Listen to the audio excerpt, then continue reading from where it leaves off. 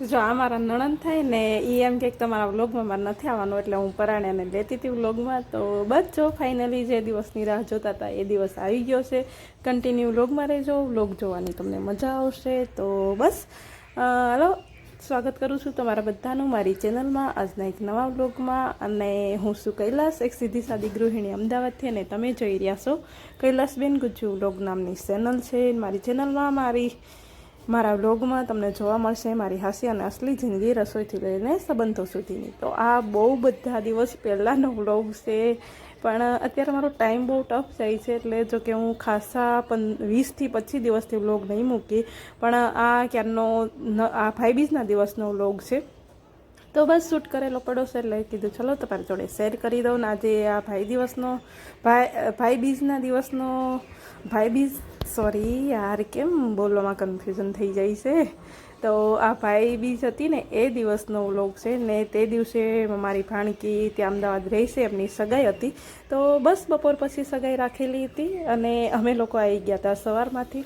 ને આજે આ જે કંઈ શૂટ કરેલું આવશે વ્લોગમાં, એ અમારા નયનભાઈએ બધું શૂટ કરેલું છે. કારણ કે ત્યાં હું મારે લાજ કાઢવાની હોય ને, અમે આપણે ફોન લઈને બધે ઓલું શૂટ કરીએ, સારું ન લાગે, ગામડે બધાને થોડું વિચિત્ર લાગે, એટલા માટે. તો બસ નયનને આજ કહી દીધું હતું કે જે કંઈ શૂટ કરવાનું હોય તું તારી રીતે તારા હિસાબથી કરી દેજે, હું મારી રીતે એડિટિંગ કરી દઈ. તો બસ જો સગાઈ આવવાની હતી બપોર પછીની, પણ જે સગાઈવાળા માણસોને જમવાનું હતું નહીં.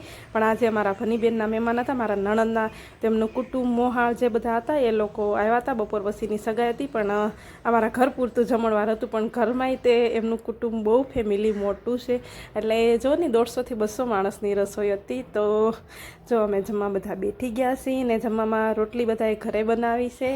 રસોઈયાને કોઈને કીધું નહોતું. તો બસ શાક, રોટલી, દાળ ભાત ને લાડવાને ગાંઠિયા લઈ આવ્યા હતા ટીમ્બીથી, અમારા ગામમાંથી. તો બસ જો અમે જમતા હતા, અને અમારા ભાણકી બેન ગયા હતા તૈયાર થવા ટીમ્બી. ટીમ્બી ગયા હતા. તો બચ્ચો એ આવી ગઈ છે, ને એને વાઇન કલરના ચણિયા ચોળી પહેર્યા છે. અને ઢબુને ને હસ્તીને બે બહેનોને મારે બીજા કલરના કપડાં પહેરાવાના હતા.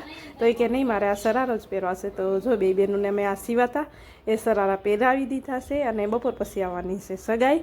અને આ હવે એક રીલ ઉતારીથી મારે ઇન્સ્ટાગ્રામ ઉપર મૂકેલી છે, તો તમે ન જોઈ હોય તો જોઈ લેજો, અને મારી ઇન્સ્ટાગ્રામ આઈડીને ફોલો ન કરી હોય તો કરી લેજો.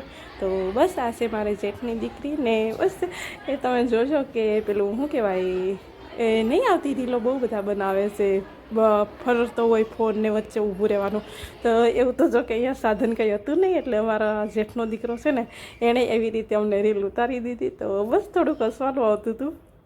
તો બસ જો ફાઇનલી વાગી ગયા છે 3, અને મહેમાન બધા આવી ગયા છે. તો ચલો કન્ટિન્યુ વ્લોગમાં રહેજો. મારી ચેનલમાં નવા હોય તો ચેનલ સબસ્ક્રાઈબ કરી દેજો.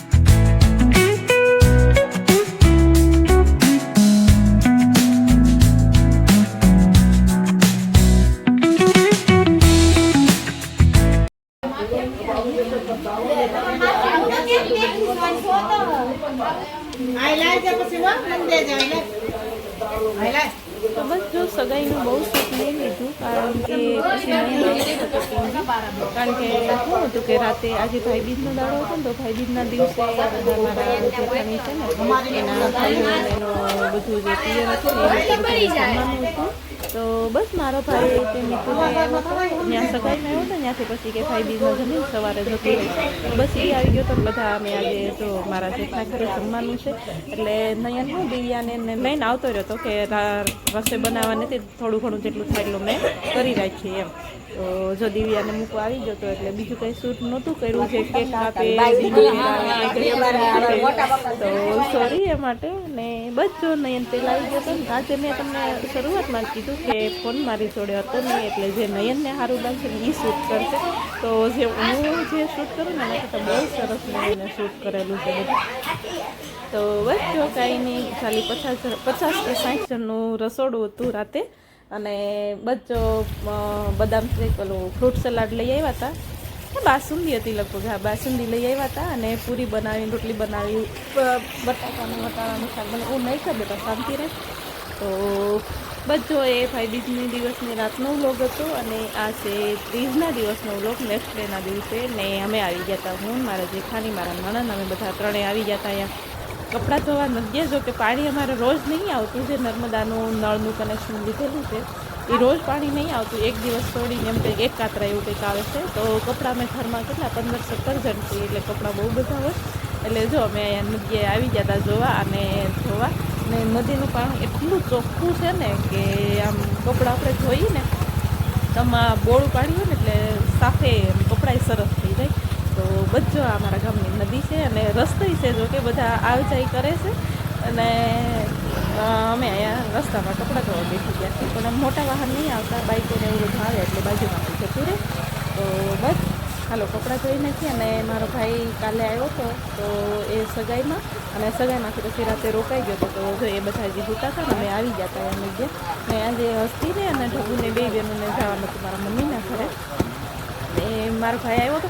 આમે અમે 5 જણ સહી ને બસ 2-3 થેલા હોય ને એટલે એક બાઇક ઉપર બધું જાય નહીં.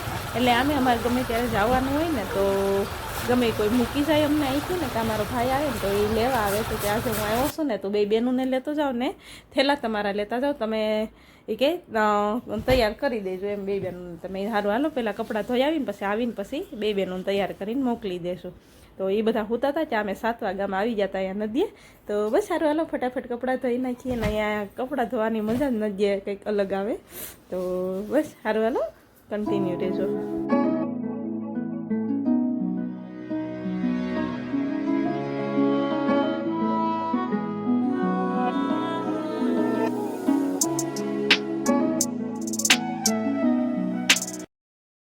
તો બસ જો કપડાં ધોઈને આવી ગયા છે ને કપડાં ધોઈને આવીને નાસ્તો કરી લીધો. અને એ અવાજ નહીં કરે બેટા, મમ્મી એડિટિંગ કરે છે.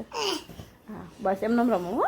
તો બસ જો કપડાં ધોઈને આવી ગઈ હતી અને ઢબુને ઉઠી ગયા હતા બે બહેનું. તો બસ જો એને નવરાવીને તૈયાર કરી દીધી. અને જો એ મિતુલ જોડે જાય છે ને આમે મારા મમ્મીના ઘરે રહી છે. એ મારા ભાઈની લોકો અમદાવાદ છે ને એ લોકો આવ્યા છે. તો એમના છોકરા જોડે રેમા કરે ને રાતે હેરાન નહીં કરતી. એટલે કે મમ્મી મારે જવું છે, નકર ઢબુને હું નથી જવા દેતી. હું કહું તું નહીં રહે રાતે, તો કે ના હું બા જોડે હોઈ જાય પણ તું મને જવા દે નહીં. સારું તો બચ્ચો બે બહેનું તૈયાર કરી દીધી છે. ને અમારામાં લાજ કાઢવાની હોય તો જો લાજ કાઢીને ફરું છું. ને બસ બીજું શું કહેવાનું હતું કે અથર્વ છે ને પાછળ થતો હતો તો કે મારે જવું છે એમ રડતો હતો. તો નયનને કીધું તું ઓલા ઘરે જતો રહે એને તેડી. તો જો એને ઓલા ઘરે લઈ જાય છે કે આ લોકો જાય ને ત્યાં સુધી એને પાછળ ન થાય એટલા માટે.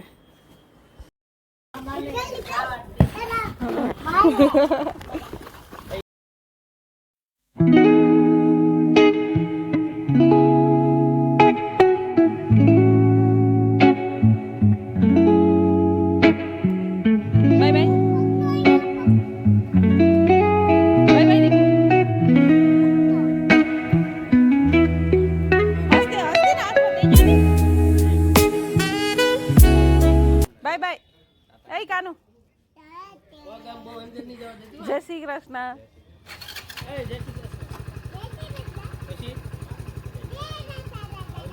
જય વાસડા દાદા.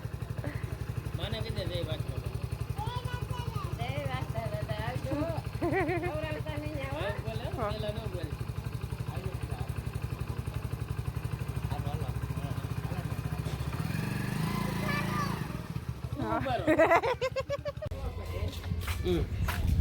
ચાલ કરાવવાનું પાછું. હવે થોડા જાય ઘણો છે ચાલે પીપી. હા પીપી જાઓ પીપી જાઓ નથી જાઓ તો બચ્ચો વસ્તીને ઢબુન જતા રહ્યા છે. એક થેલો, 2 બેનું છે ને એક ફટાકડાનું ઢબલું લઈને ગઈ છે. અહીંયા આવ્યા ને પછી લગભગ 5,000 થી 7,000 ફટાકડા એને ગામડે જઈને ફોડી દીધા છે. તો બસ બપોરે જમવાનું બનાવ્યું હતું ગલકા સેવનું શાક અને રોટલા. તો બધું જમી લીધું અને મેં જે મારે ધનતેરસના દિવસે જે ખરીદી કરવાની હતી એ નથી થઈ છે કે ગામડે જઈને લઈ જાય. તો અમે જો ભરતભાઈ હું અહીંયા આવી ગયા છીએ અને ચેન કરાવી છે મેં જો કે પતલી કેટલા 7 ગ્રામની કેવી કંઈ કરાવી છે ખબર નહીં. તો બચ્ચો એ કરાવીને આવી ગયા છે. 80,000માં પડી છે.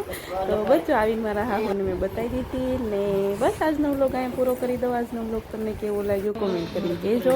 અહીંયા સુધી વ્લોગ જોવા માટે તમારો બધાનો આભાર અને બસ ફરી મળશું કાલે નવા વ્લોગ સાથે. ત્યાં સુધી બાય બાય, આવજો, જય શ્રી કૃષ્ણ.